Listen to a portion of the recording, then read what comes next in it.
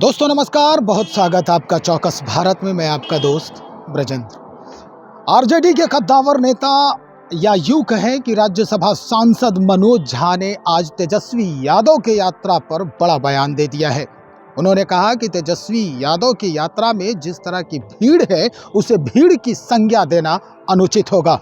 उसे हम उभार कह सकते हैं, जनता की उभार कह सकते हैं, उद्गार कह सकते हैं, स्नेह कह सकते हैं, जो 1 बजे रात्रि में भी महिलाएं, बुजुर्ग, युवा सारे उनका इंतज़ार करते देखे गए।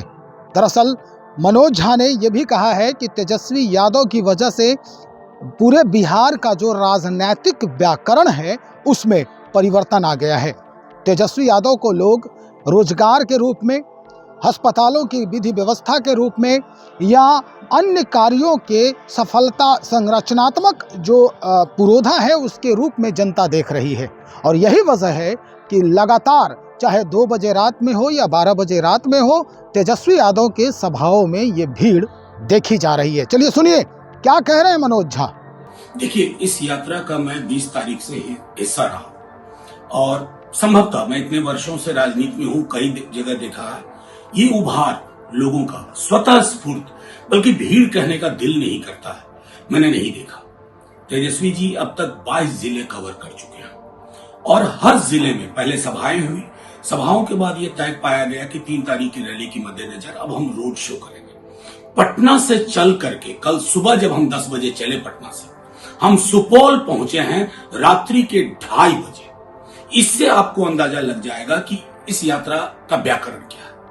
इसमें जो हमको सोचते थे कि हमारे जो पारंपरिक वोटर हैं, हर जाति, हर समुदाय की भागीदारी, सबसे ज्यादा युवाओं की भागीदारी है, महिलाओं की। रात में 1:30 बजे भपटियाही में मैंने महिलाओं को खड़ा देखा, तो ये अपने आप में एक संकेत है एक बदलाव का। देखिए, कई लोगों कहते हैं कि अरे ये क्या बात हुई, ये क्या।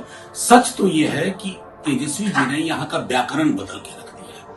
लोग यहाँ मंदिर, मस्जिद, गुरुद्वारा नहीं सुनना चाहते हैं, वो व्यक्तिगत आस्था का विषय। नौकरी, हर रैली में नौकरी मतलब तेजस्वी, भरोसा मतलब तेजस्वी, बेहतर अस्पताल मतलब तेजस्वी।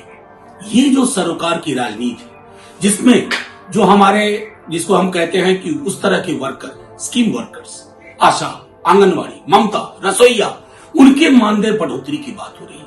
तो मैं समझता हूं कि ये जो राजनीति में एक बदलाव आया है, यहाँ की सभाओं में, तेजस्वी जी की भाषा में, तेजस्वी जी को जो लोग स्वीकार करते हैं, ये बदलाव लोकतंत्र के लिए उचित है, बिहार के लिए उचित है और इसके सकारात्मक परिणाम लोकसभा से लेकर के विधानसभा चुनाव, चाहे वो जब भी हो, वो आपको बड़े पैमाने पर एक बदलाव की बयार आपको दिखेगी। तो सुना आपने तेजस्वी यादव को लेकर जिस तरह से मनोज झा बयान दे रहे हैं, वो वाकई में सोचने और समझने पर मजबूर कर सकता है उनको जो फील वक्त इनके कार्य प्रणाली के ऊपर प्रश्न चिन्ह खड़ा कर रहे हैं।